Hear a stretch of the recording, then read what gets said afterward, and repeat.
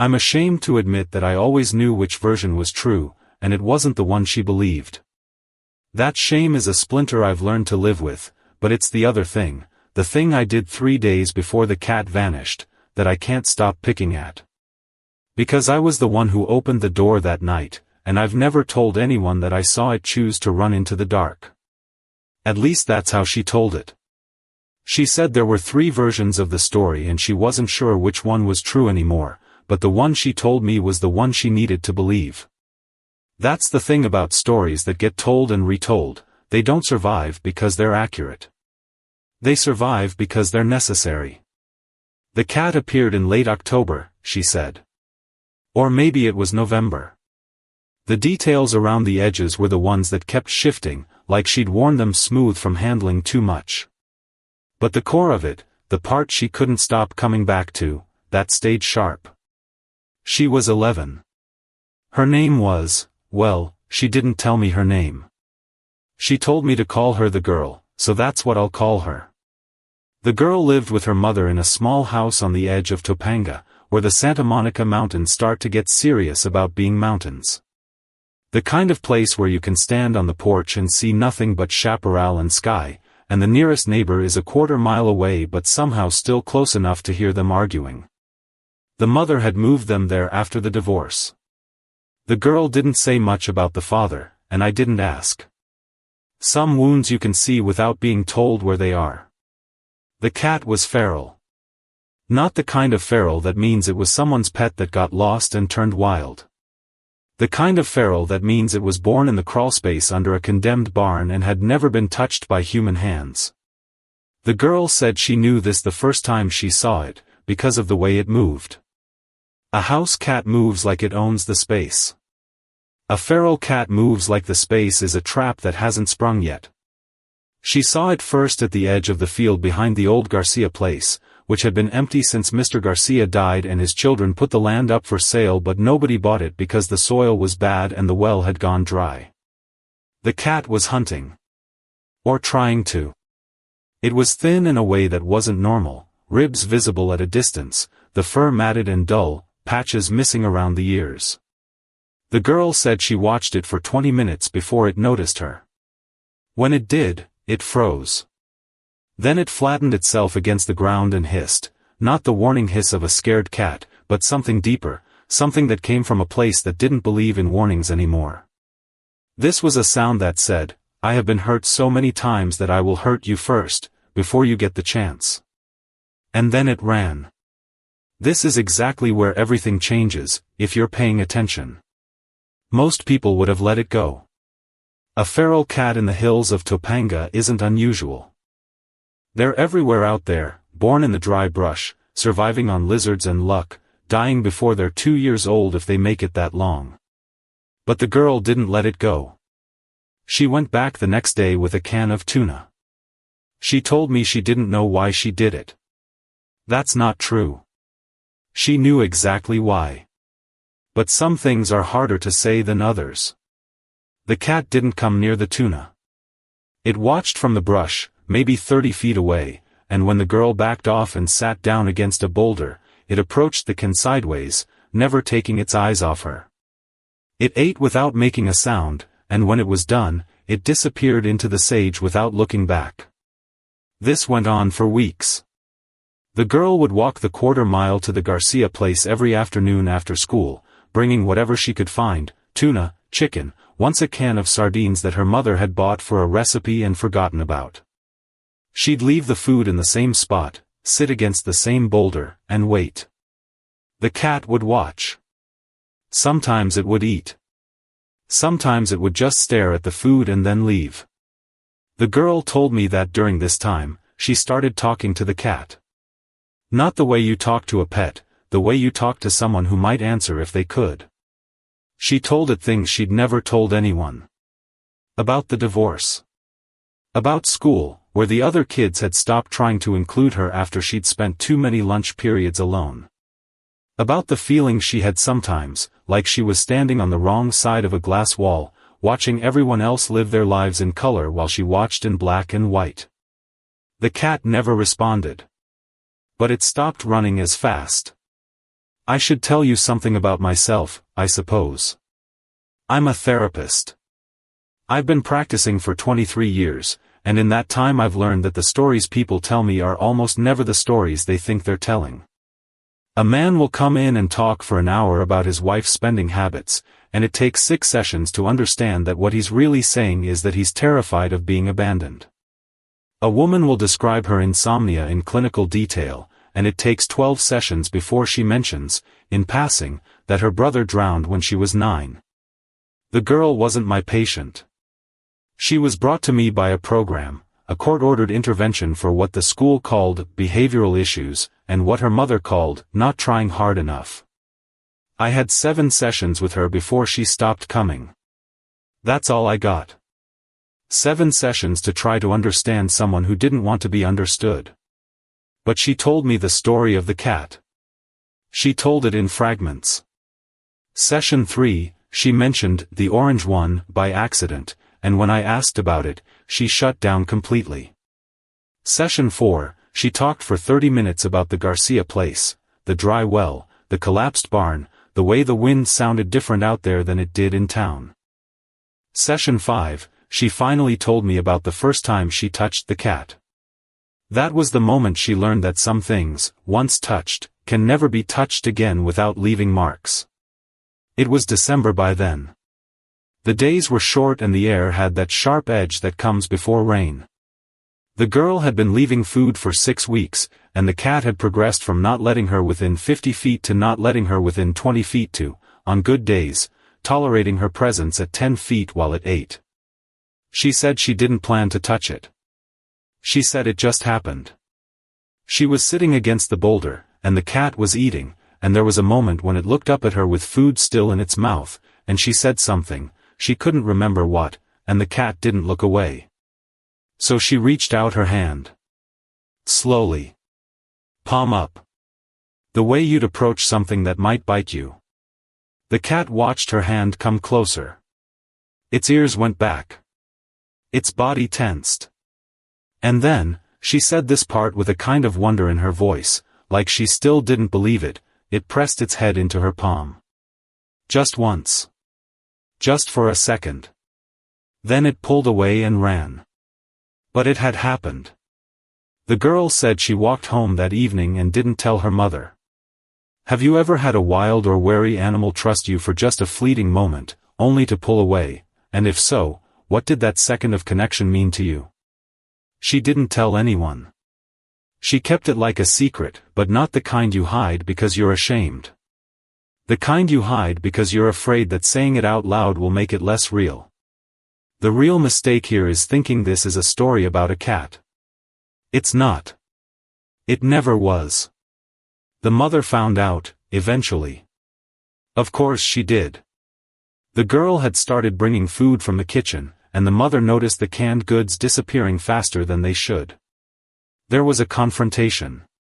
The girl told me about it in session 6, her voice flat and careful, the way children speak when they've learned that showing emotion only makes things worse. The mother said the cat was dangerous. She said feral animals carry diseases.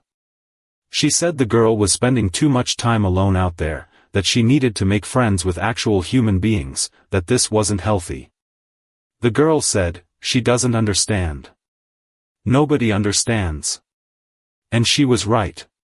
Nobody did understand, least of all me. I sat in my office with my degrees on the wall and my professional training and my careful, clinical questions, and I didn't understand. I thought I was helping. I thought I was drawing her out, getting her to articulate her feelings, helping her process the trauma of the divorce and the social isolation and the move to a new school. I was doing what I was trained to do. But I wasn't listening to what she was actually telling me. She was telling me that the cat saw her. Not the version of her that the school saw, the difficult kid, the quiet kid, the one who didn't participate in group activities and didn't make eye contact and didn't seem to be trying. Not the version of her that her mother saw, the disappointment, the mystery, the child who had somehow broken and couldn't be fixed. The cat saw something else. Something that existed before all those other versions were imposed on her. And the cat, which had never been touched by a human hand, which had every reason to fear and distrust and run, had chosen to press its head into her palm anyway. That's what she was telling me. And I missed it. Here's the part where the story gets complicated, and I should tell you that I'm not sure I have all the details right. The girl told me this piece in our last session, and she was crying, and I was taking notes, and I may have written it down incorrectly. But this is how I remember it. In January, the animal control officers came to the Garcia place. Someone had reported the feral cat. The girl never found out who, though she suspected the neighbor who complained about everything, and the county had issued a notice. The cat was considered a public safety risk. There was a court order. The girl found out from her mother, who had been contacted because the girl had been seen near the property. The mother told her the cat would be trapped and euthanized. That was the procedure. Trap, test for rabies, euthanize. There was no alternative. The girl said she begged.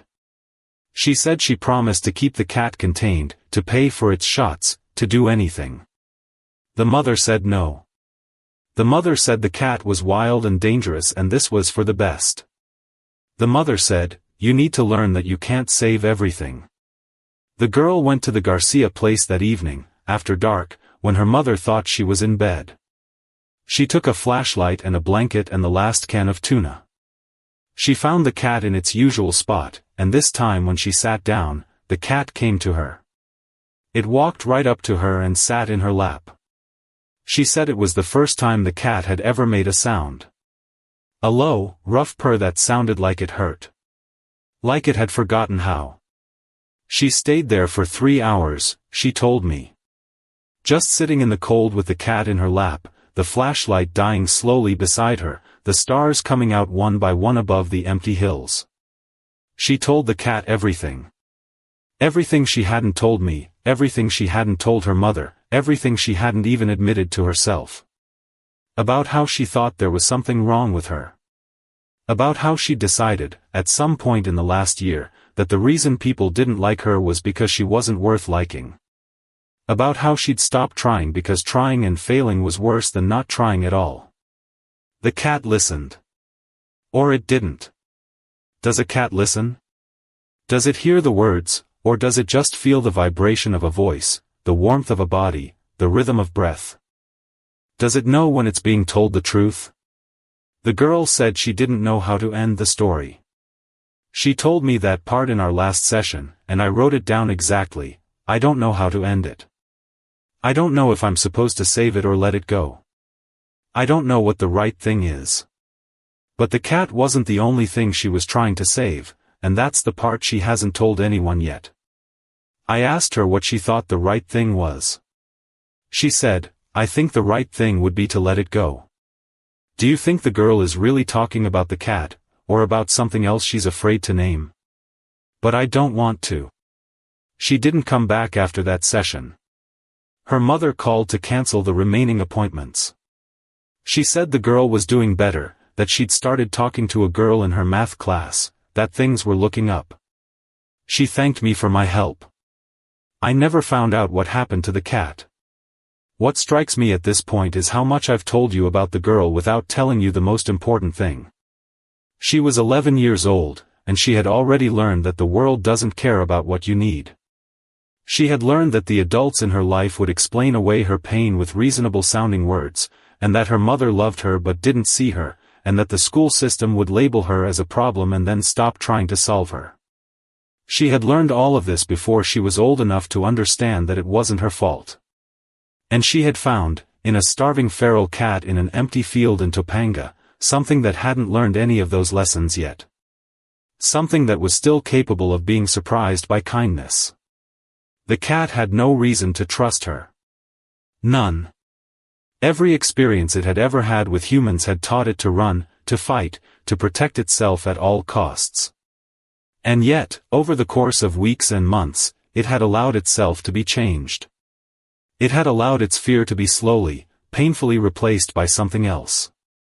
The girl told me that when she left the Garcia place that night, the cat followed her to the edge of the field. She told it to go back, to hide, to stay away from the traps. She said she didn't know if it understood. She said she wasn't sure she believed in animals understanding human words, but she wasn't sure she didn't believe it either. She walked home. She didn't look back. In my last note on her file, I wrote, "Patient reports ongoing difficulty with peer relationships and family communication. Prognosis guarded. Recommended continued therapy." I wrote that while the girl was telling me about the cat. I wrote that while she was describing the sound of its purr, the feel of its ribs under her fingers, the way it had looked at her with eyes that had seen nothing but hunger and danger and had somehow decided that she was not either of those things. I wrote that, and I filed it, and I moved on to the next patient. Here's the beautiful part. Or maybe it's not beautiful. Maybe it's just true. The girl didn't tell me what happened to the cat. I don't know if it was trapped. I don't know if it was killed. I don't know if it's still out there, in the hills above Topanga, surviving on lizards and luck, perhaps a little less afraid than it used to be. But I know what she meant. I know why she told me the story. She was telling me that she had found something that the world told her wasn't worth saving, and she had saved it anyway. Or tried to. Or wanted to. And that wanting, that desire to be the person who stays when everyone else leaves, that was the part of her that was still alive. She was 11 years old, and she had figured out something that I, with my degrees and my training and my 23 years of practice, had not yet understood, that the people who need saving the most are the ones who can't ask for it. That the bond that matters most is the one that nobody else can see. That sometimes, the only thing you can do for another living creature is to sit with it in the dark and let it know it's not alone. And then I think about the mother. I think about what it must be like to raise a child alone, to move to a strange place, to watch your daughter pull away from you and toward something you can't understand. I think about the mother's fear, the fear that her daughter is broken, that she can't fix her, that the world will hurt her and there's nothing she can do to stop it. I think about the mother telling the girl that she can't save everything, and I wonder if she was really talking about the cat at all. The girl never came back. I called 3 times. The mother said she was fine. The mother said she was making friends. The mother said everything was fine now. I don't think everything was fine. I think the girl lost something that mattered to her, and I think she learned a lesson that she shouldn't have had to learn at 11 years old. I think she learned that the people who are supposed to protect you will sometimes make choices that hurt you, and they will call it love, and you will spend the rest of your life trying to figure out if they were right. Maybe she's out there now. Maybe she's 30 or 40 or 50, and maybe she has her own house, her own family, her own life. And maybe she still thinks about the cat. Maybe she still wonders if she did the right thing. Maybe she still feels the weight of that decision, the one she didn't get to make, the one that was made for her. Maybe she's listening to this right now. If you are, if you're out there, and you remember, and you're still wondering, I want you to know something. You were right. About the cat. About what it meant. About the fact that some bonds don't need words to be understood. You were right, and you are still right, and the world will keep trying to tell you otherwise, and you will keep having to choose whether to believe the world or believe yourself. I hope you choose yourself. I hope you save the cat. I hope the cat is still out there somewhere, living its wild life, carrying the memory of warmth. That moment the mother said the cat had to go, would you have fought harder? If this story made you ache for a choice you never got to make, hit like. If you still wonder about a small creature you couldn't save, subscribe, you belong here.